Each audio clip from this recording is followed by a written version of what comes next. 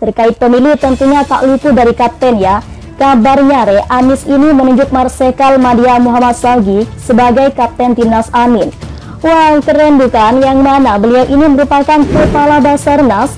Beliau ini juga dikenal memiliki pengalaman yang baik.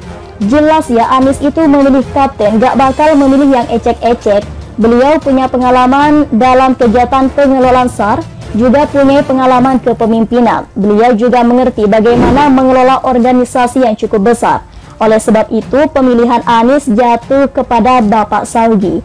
Harapan Anies di sini memilih beliau agar ketua kapten ini benar-benar bisa mengelola sumber daya yang kita miliki menjadi efisien, efektif, dan mencapai tujuan. Jelas, ringkat, dan padat kan tujuannya, bukan malah yang kesana kemari, tapi tujuannya nggak jelas. Selain itu, setelah saya baca tentang kapten timnas Anies ini, ternyata sudah ada susunannya loh. Terdiri dari beberapa orang besar juga. Alhamdulillah, timnas Amin sudah diumumkan. Dan luar biasa, penuh dengan kesederhanaan, tapi juga saya bahagia ya, karena line up timnya itu tidak populer ya, tetapi saya mengenal beberapa, wabil khusus ketua timnasnya Pak Saugi itu benar-benar punya kemampuan tempur yang canggih ya, karena beliau pilot F-16. Saya hampir 9 bulan lebih tahun 2010 barengan di Lemhanas. Kami lulusan IKAL 44, nah, keluarga Ikatan Keluarga Angkatan Lemhanas angkatan 44 tahun 2010. Dan yang lainnya kayak Abah Anom, kemudian Pak Muzamil Yusuf, Mbak Ning dari PKB. Sebetulnya orang-orang luar biasa, tetapi mereka banyak kerja fokus di bidangnya, sehingga ketika diangkat banyak yang bertanya. Buat saya ini menunjukkan Mas Anies tidak terpengaruh dengan nama besar, tapi fokus kepada strategi pemenangan.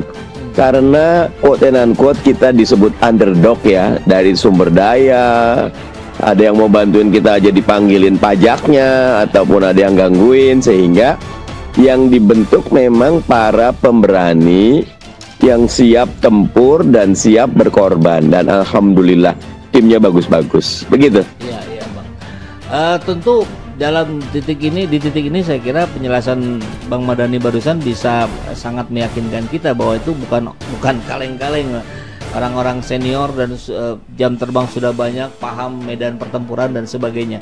Tapi kemudian yang menjadi pertanyaan juga, ini kenapa tokoh-tokoh yang biasa seliweran di media, anggaplah misalkan kalau di Nasdem ada Pak Ahmad Ali, itu nggak muncul. Kemudian kalau di PKS Pak Sekjen itu nggak muncul. Yang di PKB misalkan Pak Saiful Huda itu juga nggak muncul. Apakah ini bagian dari strategi? Termasuk pengusaha-pengusaha nggak ada juga itu, Bang. Kalau yang dari partai kita sudah sepakat bahwa semua nama yang disebut ditambah pesohor-pesohor dari Nasdem, PKB, dan PKS full membackup. Tetapi kenapa tidak dimasukkan? Karena bagaimanapun teman-teman yang disebut tadi masih maju di caleg ya. Sementara caleg itu punya strategi berbeda dengan di capres gitu. Dan karena itu malah pembagian tugasnya matang gitu loh. Jangan sampai ada redundant. Yang kedua dikaitkan dengan bagaimana dengan kemampuan timnya. Kami yakin insya Allah Mas Anies justru lagi-lagi tidak terpengaruh dengan nama besar, tetapi lebih kepada mengi'rab ya, satu persatu didetailkan nama-namanya ya. Kayak lagi-lagi di sekretariat, di sekjen itu ada Mbak Novita. Dulu Mbak Novita itu saya lama berinteraksi waktu Pilkada DKI. Beliau jadi bendahara dan salah satu yang paling komitmen, paling rapi, dan paling mampu untuk amanah. Jadi orang-orang itu orang-orang terbaik. Bahkan minta maaf, Mas Sudirman Said punya hak untuk jadi kapten, tapi nggak ada masalah beliau kok kapten gitu loh. yang lain juga. Karena apa? Buat kita yang penting bukan orang per orang, tapi Aminnya menang di Pilpres 2024. Begitu, Kang.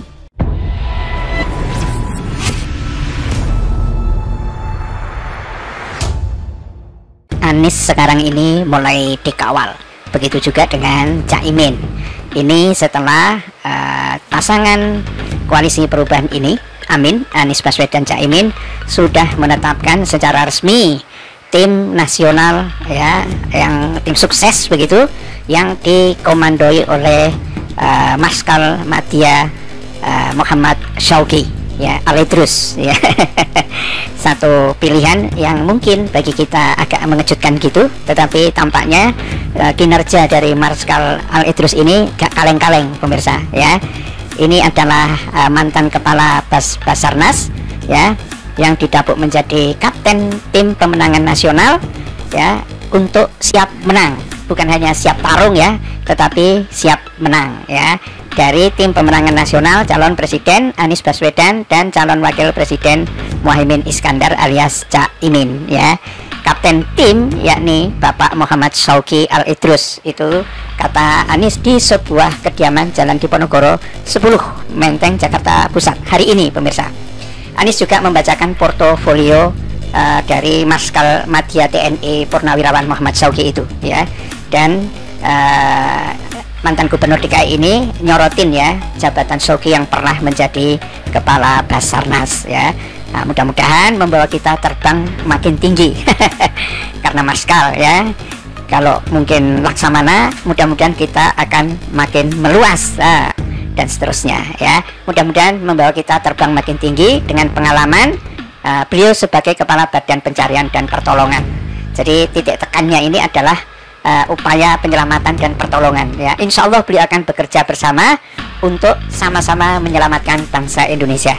Ini kata Anies ya. Kata-kata untuk menyelamatkan bangsa Indonesia itu mengindikasikan saat ini bangsa Indonesia sedang berada dalam satu bahaya ya. Ya bisa ya dan bisa iya sekali, itu bukan tidak gitu ya. Memang pertama adalah bahwa kebanggaan bangsa Indonesia sebagai negara dengan demokrasi terbesar ketiga apa keberapa di dunia ya, sekarang ini ditertawakan oleh berbagai media internasional. Gara-garanya apa pemirsa? Politik dinasti dari keluarga Jokowi yang merajalela betul-betul merusak tatanan ya dan aturan yang ada ya. Yang terakhir kita lihat ya persoalan tentang lolosnya anaknya sendiri, Gibran Rakabuming itu ya, yang pada akhirnya ketua MK yang tidak lain adalah paman iparnya ya, itu akhirnya kena dipecat dari ketua MK karena melanggar etika berat ya, pelanggaran etik berat, dipecat dari ketua MK. Dia juga akhirnya dituntut ya, ada juga 13 warga dari Banyumas tuntut 1 triliun lebih kepadanya karena pelanggaran-pelanggaran yang dilakukan oleh ini. Banyak lagi, apalagi dengan persoalan netralitas ASN, netralitas TNI Polri yang sekarang ini disorot berbagai pihak ya, utamanya adalah koalisi dari PDIP dan juga dari koalisi perubahan ya. Tampak sekalipun Jokowi mengatakan di depan umum atau yang dipublikasikan bahwa ASN TNI Polri harus netral, tapi kenyataannya, dan ini kata laporan internal dari Polri, ini disampaikan oleh mantan wartawan Kompas yang sekarang menjadi timnya PDIP dan akhirnya dilaporin ke Bareskrim gitu ya. Dari internal Polri sendiri menyatakan, wah kita susah sekali untuk menolak karena ada WA, ada telepon apa-apa ya, termasuk mungkin pemasangan baliho dan lain sebagainya. Tempo hari ini ada bagi-bagi duit Babinsa ya, ditunjukkan oleh di Twitter gitu, 1 juta gitu, tapi 1 juta bagi orang yang gajinya pas-pasan itu mungkin banyak gitu loh.